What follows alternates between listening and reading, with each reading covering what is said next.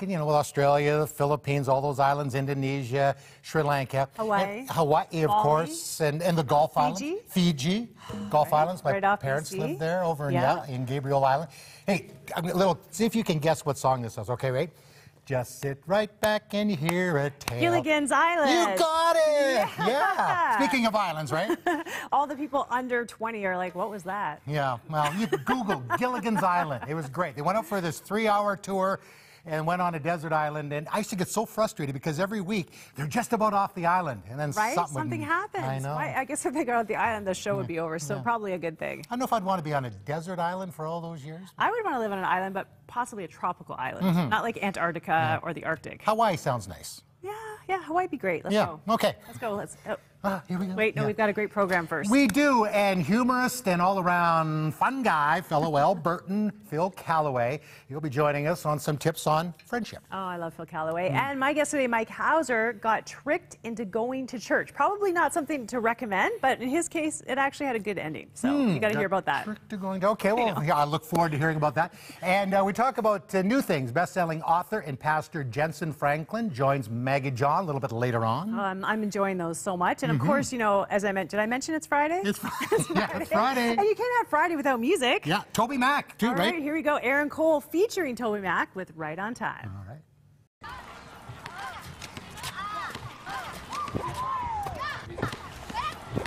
Don't worry, just lay it down, it's not your fight. Don't worry, it'll be alright. Don't worry, he will make your heavy light. Don't worry at all, worry at all. This love is always right on time. I've been trying to figure out my own way, trying to put it all on me. Way down by the pressure, without looking up, I know you see me. Cause on and on you keep blessing me, but on and on I keep worrying. Why I'm always running when you're telling me, don't worry, just lay it down, it's not your fight. Don't worry, it'll be alright. Don't worry, he will make your heavy light. Don't worry at all, worry at all. Love is always right on time. Right on time. Rise up, get clean, throw 'em on like I'ma wear 'em. Ain't got the shoulders for the burdens I'm bearing. Broke down and pulling over by the wayside. Was never made for this type of way, so I throw my hands up and my load gets lighter. I throw my hands up and then burn like fire. Float up to heaven like the smoke in the air. I flip my worries in the prayer, leave 'em right there. Just lay it down, it's not your fight. Don't worry, it'll be alright. Don't worry, he will make your heavy light. Don't worry at all, worry at all. This love is always right on time. Right on time, right on time. Right on time, right on time, right on time. Trying to make hope. Yeah. I know your problems seem God's eyes. If you can see him through God's eyes. If you can only see him through God's eyes, yeah. I know your problems seem God's eyes. If you can see him through God's eyes, yeah. He's right on time, right on time. Just lay it down, it's not your fight. Don't worry, it'll be alright. Don't worry, he will make your heavy light. Don't worry at all, worry at all. This love is always right. Don't worry at all, worry at all. This love is always right on time. Right on time, right on time. Love is right on time. Right on time, right on time, right on time. Right on time, right on time, right on time. Right on time, right on time, right on time. Right on time. On and on, you keep right on time. Can't thank you enough. Right on time. Right on time.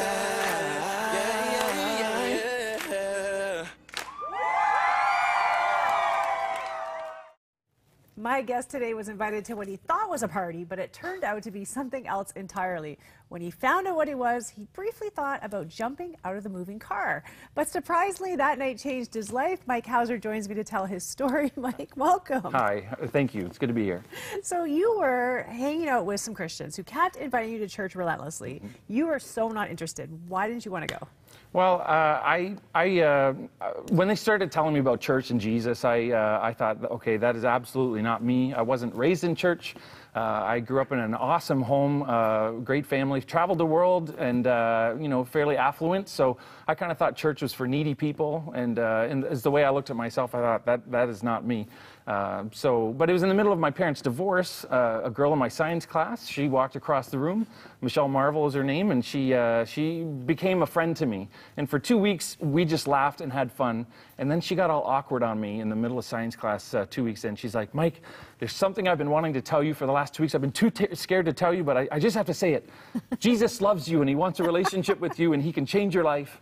And part of me trusted her by now. We're 2 weeks in. She's a cool person. The other half of me, and I told her this, I said, Michelle, you're in a cult. That is cult language. Nobody talks about a personal relationship with Jesus. And next thing I know, she and all of her friends, they had me on their My 5 cards in their wallets, 5 people they're praying for. And I'm getting witnessed to by all these Christians. And the more I hung out with them... The cult was targeting you, basically, right? Goodness. But they were fun people, and I sensed that they genuinely cared for me. And so I enjoyed hanging out with them as long as they weren't talking about Jesus. And when they talk about Jesus, I would say, that is your blanking story. Please leave it for you. It's not mine. You're forcing it on me. So I thought they were inviting me to a party. I found out on the car ride there. It's Wednesday night. They picked me up at 6:45. Okay, so they actually basically tricked you. Pretty much. Not recommended. They just highlighted the parts of youth group that they thought I might be interested in. We're playing some games, eating some food, just chilling. And anyways, I wanted to, literally, I thought of opening the door and jumping out, because that's the last place I wanted to go. Yeah. And when I got there, I was shocked. This was First Baptist Church of Parai in Miami, Florida. Now it's called Christ Fellowship Church. And it was a cool place. And there were 80, 90 students, people I knew from student council that were there, good-looking girls. I thought, man, this place, something must be doing right here. Slightly better right then, yes. right? So then the whole night just, it absolutely ruined I thought church was for, people not like me. And when I got there, I was like, there's something about this place that is so different than what I thought. And so started listening to the messages and asking questions. And before I believed anything, I just started reading the New Testament, just asking questions. And I'd ask questions to my friends. And the longer I went at it, things just started to make sense, and I started sensing like maybe there's more to this than I thought. So your idea of Christians in church, what was it, and are there ways that we actually sometimes contribute to those ideas? Yeah, I don't know. There's a whole Christian subculture, I think, that I would have looked at, and I thought Ned Flanders from The Simpsons, and I thought there was a lot of it seemed like what I knew about Jesus as an unchurched person was entirely different than what I saw of the Christians I knew.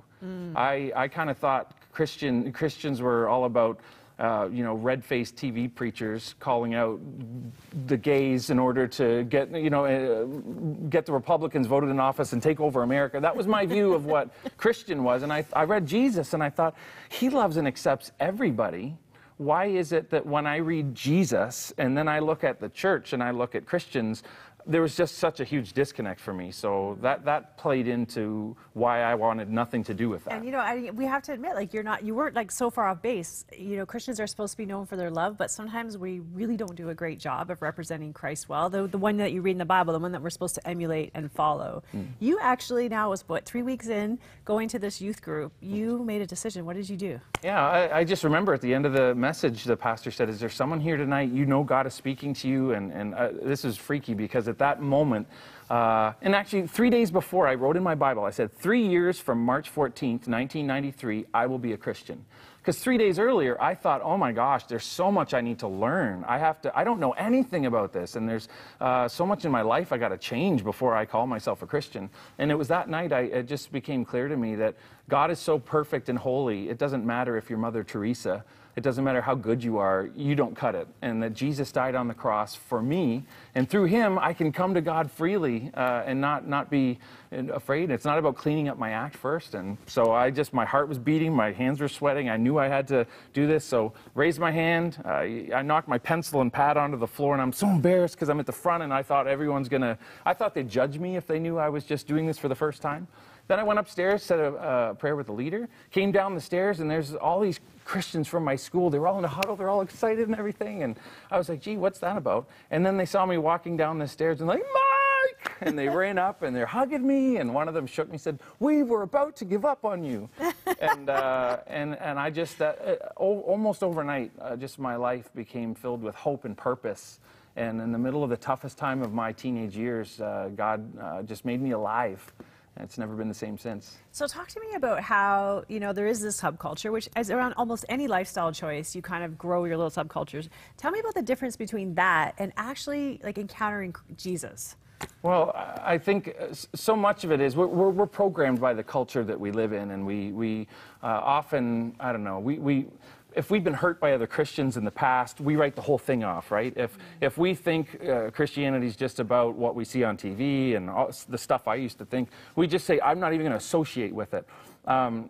For me, it was just coming to say, I can read Matthew, Mark, Luke, and John without committing to believing in it. I'm just curious. I'm just going to learn about Jesus and ask questions. And as I pray and interact and I hang around other people who they don't have the religion, they've got a personal relationship with God that's not judgmental. It's all about God's love. You could tell them like the worst thing you've ever done. It could be the most shameful, embarrassing thing, and they would say, yeah, okay, so what? God loves you. We're brothers and sisters. We're equal, and let's go to God with this, right? We're all sinners on a journey, right? 100%. In a sense, receiving the love of God and trying to stop the things that are destructive in our lives. Yeah, for me, I'll tell you about Starting Point in a minute. It's a church we launched for unchurched people a few years ago, but I believe our identity as human beings, it's two things, and Christians and non-Christians have the same thing in common. The first part of our identity is that we are made in the image of God, and he loves us unconditionally, as we are. No need, don't change a thing. I love you exactly as you are right now. The second thing about our identity is we are broken. And that brokenness, it impacts every part of us. And so Christians and non-Christians alike, made in the image of God, loved by God, and yet broken and invited to come on a journey. And for me, as I went on that journey with Jesus, it just, it was so life-giving. And I get embarrassed and sad sometimes when I see it not getting lived out that way in church experience or with some Christians. But we just have to be honest, I think, that we're all on a journey. And if we're honest about that, then people stop expecting us to be this perfect representation. Yeah. It's when we try to pretend that we have it all together and we don't, that I think we get into trouble. You have started a church, as you mentioned. We're just out of time here, but you started a church for the unchurched. It's right here in Burlington, Ontario. If people want to find out more and check out your church, how do they find out? Yeah, two things. One, go to startingpointburlington.ca. You can learn more about it there. We also have a Facebook page. We live stream all the messages on Sunday mornings and lots of highlight videos from events that we do. We did a big orchard egg hunt a few weeks back. We had 4,000 people in Burlington show up to that. And so if you go to facebook.com/startingpointburlington.ca, you should find all the information. There's so much more to learn about you. I know, starting as somebody who wanted nothing to do with Christians at all to now being a pastor, there's a story there. Maybe we'll have you back to tell that story. But thanks so much for joining us. Yeah, my pleasure. Thank you. If you are on a spiritual journey, maybe you do think that you love what Jesus said, you love his life, but you maybe haven't liked some of the Christians that you've seen. First of all, I just want to say, I am sorry. Can I represent those to you and say, I'm imperfect, we're imperfect, we're all on a journey, but we are all loved by an extraordinary God who doesn't see the things that we've done wrong, gives us grace, gives us a fresh start every single day. You know, there's this saying in the Bible that says his mercies are new every morning. I need that every day. I know that you do too. If you want to just talk to someone about where you're at on your spiritual journey, confidential, judgment-free, we would love to be part of that. You can call our prayer lines. That's why we're there. We want to introduce you to that relationship that changed Mike's life. The number is 1-866-273-4444. Make that call. We'll be right back.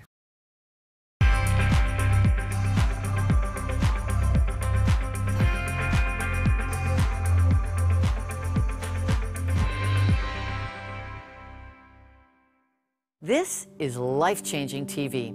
100 Huntley Street is 100% viewer-supported. We receive no government subsidy. We rely solely on donations from you, our viewer, to make this daily broadcast possible.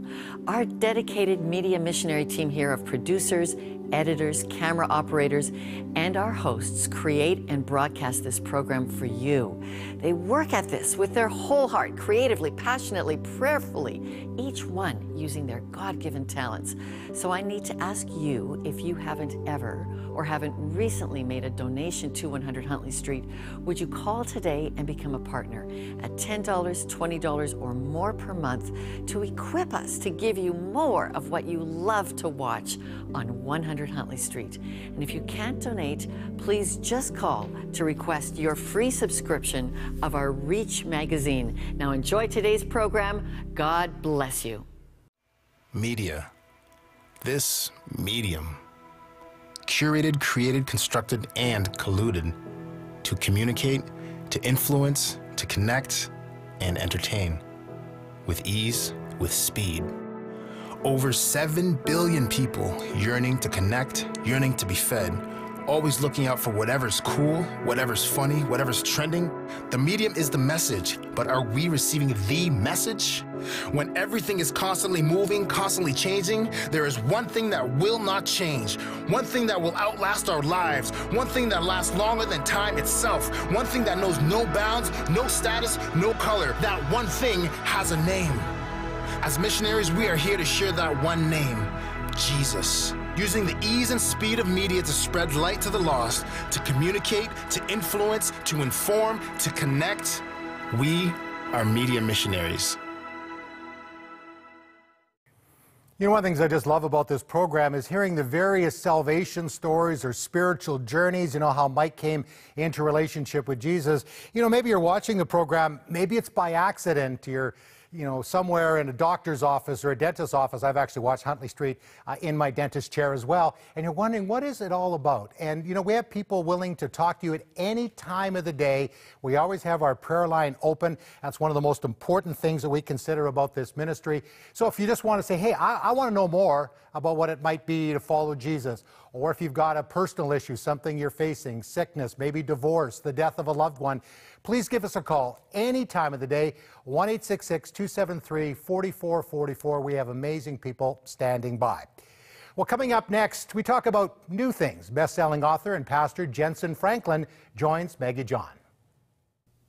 I love the conversations that we're having with Pastor Jensen Franklin, challenging us to love like we've never been hurt. So maybe we've gone through a difficult time in our marriages. I'm married, you're married. We know that there are challenges in being married.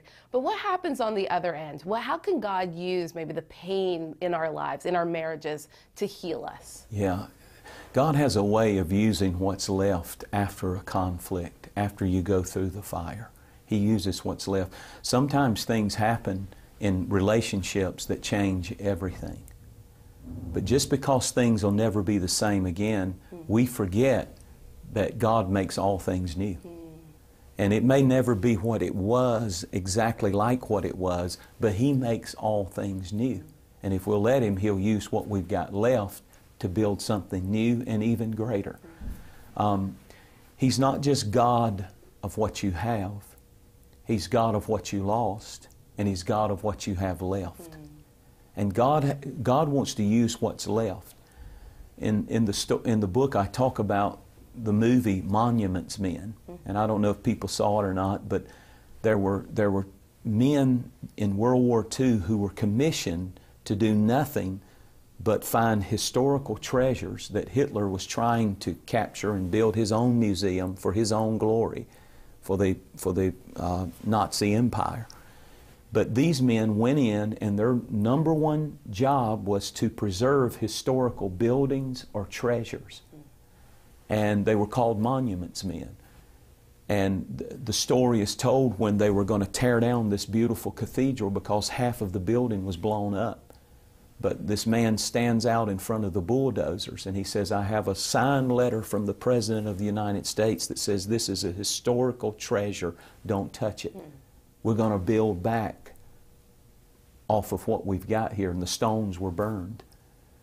and he stopped the bulldozers. And the Lord spoke to my heart, and I preached a whole message, and I put the thought in the book that God wants to use what's left. He uses burned stones. Nehemiah went back to rebuild the temple, and the Bible said all that was left was burned stones, and he started throwing them away, and God sent an angel and said, don't throw away the burned stones.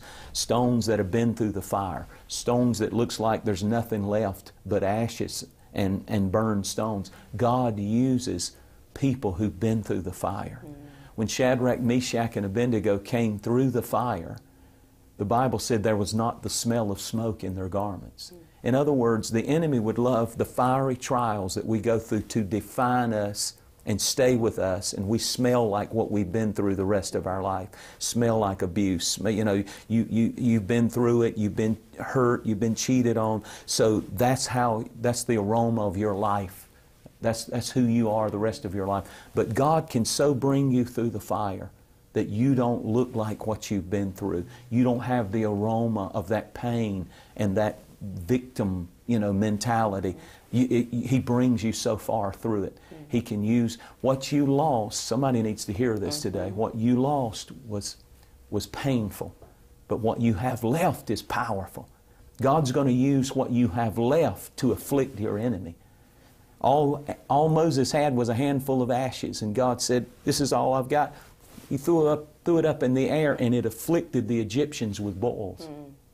God's going to use what's been through the fire to afflict the enemy. And I believe today that what you have left is enough for God to perform a mighty miracle of restoration and reconciliation with, if you'll put it in His hands. Well said. You want to get the book, Love Like You've Never Been Hurt. The human heart was created with a great capacity to love, but along with that comes a great capacity to feel pain, wounds from those who are closest to us. Can you relate? Do you need your family to be reconciled? Do you have relationships that are breaking your heart? How long has it been since you spoke to somebody you care about? You need the book, Love Like You've Never Been Hurt. I wrote it with you in mind. I believe God has a now message for your life. Fight for your marriage. Fight for your children. Fight for your grandchildren. Fight for peace. Fight for restoration, reconciliation. This is no time to give up on your family. If you'll read this book, He'll give you a blueprint plan of what happened for me and my family. I know God can make happen for your family. We'll send you a copy as our thanks for a suggested gift of $50 or more this month.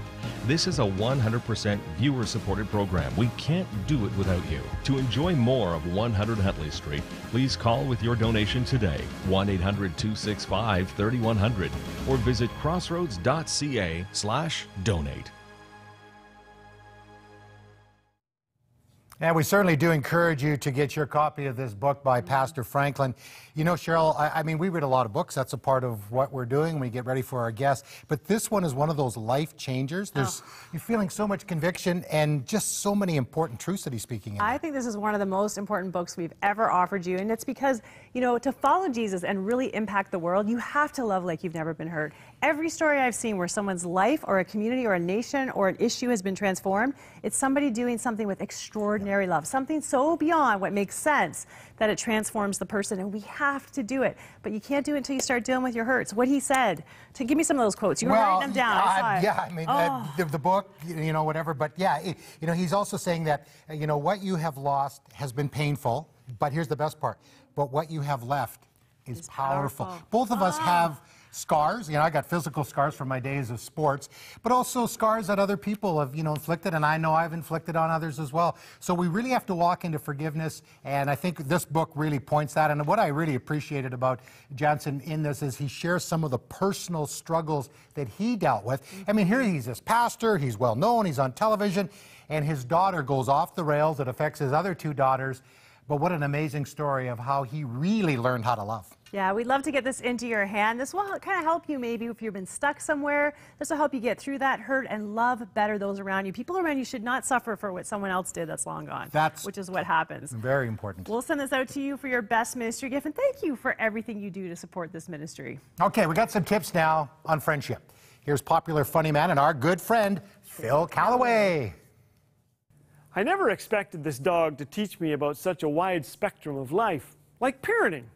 From a dog, you learn that things will get messy, noisy, and covered in guck. Expect it. Relax about it. With our first child, we had all the parenting books arranged alphabetically. We bathed this little guy each night, videotaped his every gaga, and consulted medical books at the first sign of hiccups. By the time our third came along, we had parked that helicopter. We were so exhausted that we let him chew and rearrange the parenting books, bathe himself in mud puddles, and I think that maybe somewhere we have a couple of pictures to prove the boy did just fine. If I had to parent again, I wouldn't be so uptight about it. I can't look at my dog without her saying almost audibly, chill, loosen up, relax. 2 doors down lived Sydney, Mojo's sniff mate.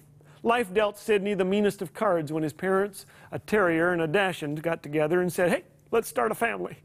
Sydney's belly rode an inch above the grass, his eyes drooped. Sydney's speech was impaired too. His bark sounded like people's names, Raoul, Mark, Ralph.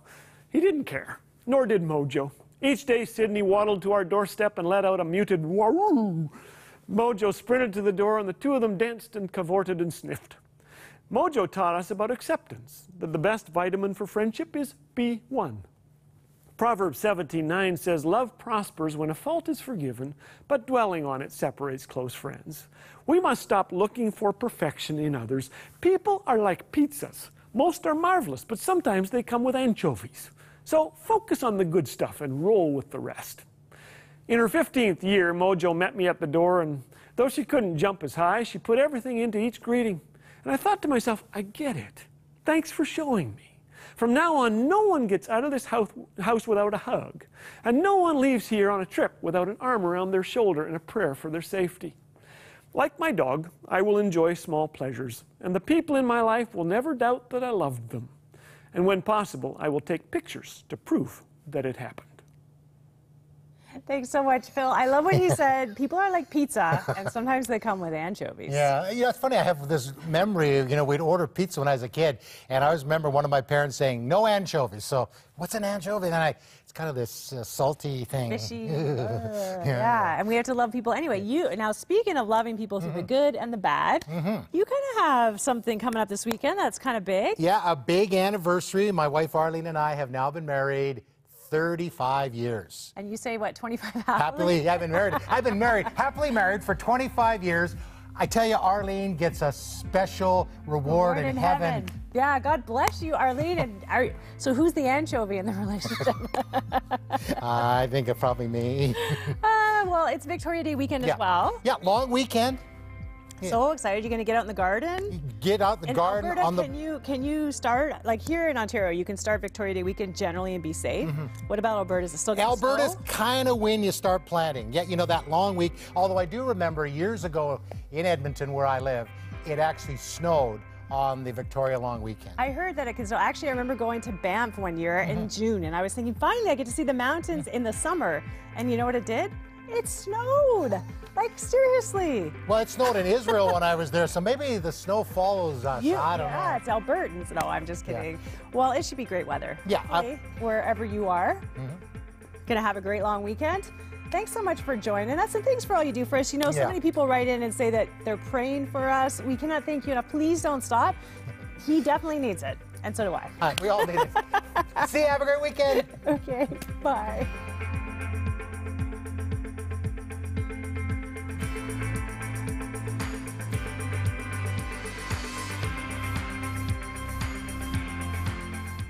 Thank you for your ongoing support of Crossroads, a member of the Canadian Council of Christian Charities. You can write to Crossroads, P.O. Box 5100, Burlington, Ontario, L7R 4M2.